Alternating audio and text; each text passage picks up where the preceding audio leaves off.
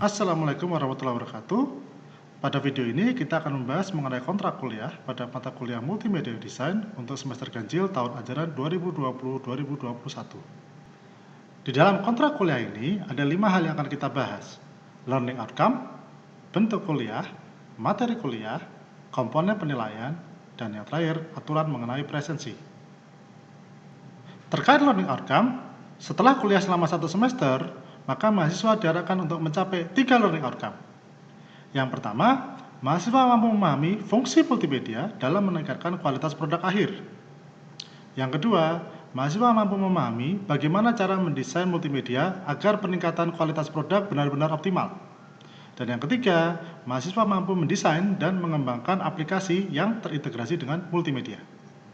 Terkait bentuk kuliah, karena adanya kondisi pandemi COVID-19 dan juga karena adanya aturan dari universitas, maka bentuk kuliah yang diterapkan di semester ini akan berbeda dengan bentuk kuliah yang diterapkan di semester-semester sebelumnya.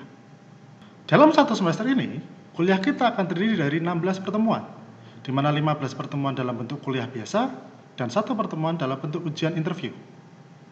Dari 15 pertemuan kuliah biasa tersebut, 8 pertemuan akan dilaksanakan secara offline atau tatap muka, dan 7 pertemuan akan dilaksanakan secara online. Khusus untuk ujian interview, akan dilaksanakan secara offline atau tatap muka, tepatnya pada minggu ke-16 dari perkuliahan kita. Untuk dapat mengikuti ujian interview, maka mahasiswa wajib untuk memenuhi syarat presensi minimal 75%. Karena kita memiliki 15 pertemuan kuliah, maka mahasiswa wajib masuk minimal 12 kali pertemuan, atau dengan kata lain, mahasiswa hanya boleh bolos maksimal 3 kali pertemuan. Dalam kuliah ini, metode pembelajaran yang akan saya gunakan adalah project based. Artinya, sejak minggu pertama, fokus kita adalah pada pengerjaan proyek. Materi-materi yang akan saya berikan juga akan fokus pada pengerjaan proyek. Nantinya, saat ujian interview, proyek inilah yang akan menjadi bahan ujian yang paling utama. Bagaimana dengan proses kuliah kita selama 1 semester ini? Apakah ada perbedaan antara kuliah offline dengan kuliah online?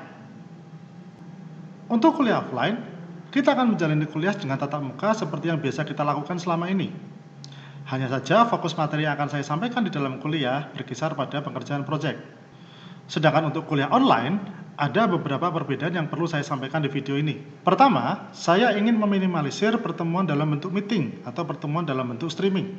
Caranya, kami dari tim pelajar akan mengusahakan untuk setiap hari Minggu atau selambat-lambatnya setiap hari Senin mengupload video atau modul pembelajaran untuk minggu tersebut. Mahasiswa kemudian diminta untuk membaca modul atau menonton video tersebut secara mandiri. Kemudian, setiap minggunya, sesuai dengan jadwal kelas masing-masing, saya akan mengadakan pertemuan online selama kurang lebih 1 jam. Mengapa hanya 1 jam? Karena saya ingin dalam pertemuan online ini, saya hanya menjawab pertanyaan-pertanyaan kalian jika kalian masih ada materi yang bingung, atau melakukan diskusi jika memang kalian menginginkannya. Sehingga bisa dikatakan tidak ada sama sekali materi baru yang akan saya sampaikan dalam pertemuan online ini.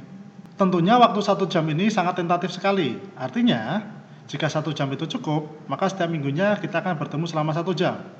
Jika kurang, maka ada kemungkinan untuk ditambah di minggu-minggu berikutnya. Bahkan, jika saya merasa mahasiswa tidak memanfaatkannya dengan sempurna, maka saya bisa mengurangi jam pertemuan online ini untuk minggu-minggu berikutnya. Di sisi lain, mahasiswa tidak wajib untuk join pada pertemuan online ini setiap minggunya. Jika ada yang menanyakan presensi, saya menggunakan aturan yang berbeda pada semester ini, yang akan saya bahas pada bagian lain dari video ini. Bahkan, tidak ada larangan untuk mahasiswa di suatu kelas untuk join pertemuan online di kelas yang lain. Jadi misalnya ada anak kelas A ingin ikut join kelas online-nya B atau kelas online-nya C, silakan-silakan saja. Bahkan, silakan-silakan saja jika ada anak kelas B misalnya ingin masuk di kelas A, B, C dalam 1 minggu yang sama. It's okay. Terkait materi kuliah, berikut materi kuliah yang sudah kami siapkan selama 16 pertemuan. Perlu diketahui, minggu pertama, kedua, dan ketiga akan dilaksanakan secara online. Sedangkan minggu keempat, kelima, keenam, dan ketujuh akan dilaksanakan secara offline. Minggu ke-8, ke-9, ke-10, dan ke-11 akan dilaksanakan secara online. Dan minggu ke-12, 13, 14, 15, dan 16 akan dilaksanakan secara offline. Terkait komponen penilaian, dalam kuliah ini ada 4 komponen yang akan digunakan untuk menentukan nilai akhir. Yang pertama adalah presensi sebesar 10%. Yang kedua adalah final report sebesar 15%. yang ketiga adalah pitching dan produk senilai 35%, dan yang keempat adalah interview sebesar 40%. Untuk final report, pitching dan produk, dan interview, semua nilai ini merupakan satu kesatuan final project. Khusus untuk interview, seperti yang sudah saya sampaikan di awal video, ada syarat minimal kehadiran 75%.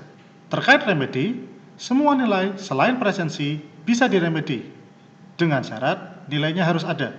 Remedi dimungkinkan untuk mendapatkan nilai A. Namun demikian, saya hanya mengambil nilai yang terakhir, bukan terbaik. Terakhir, terkait presensi, saya katakan sekali lagi bahwa presensi menjadi 10% dari total nilai akhir mahasiswa. Namun demikian, aturan universitas melarang menjadikan presensi offline sebagai bagian dari penilaian. Oleh karena itu, saya memutuskan bahwa semua presensi dalam bentuk online. Untuk mengisi presensi online, setiap minggunya mahasiswa diwajibkan untuk mengumpulkan tugas yang nantinya akan dicatat oleh instruktur atau asisten. Berikut adalah daftar tugas yang harus dikumpulkan oleh mahasiswa setiap minggunya untuk mengisi presensi online. Untuk tugas yang berwarna hijau, artinya ini adalah tugas kelompok, sehingga presensi dapat diwakili oleh kelompok.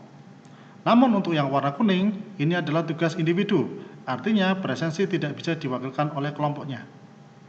Untuk yang berwarna putih atau bebas presensi, artinya otomatis dianggap masuk.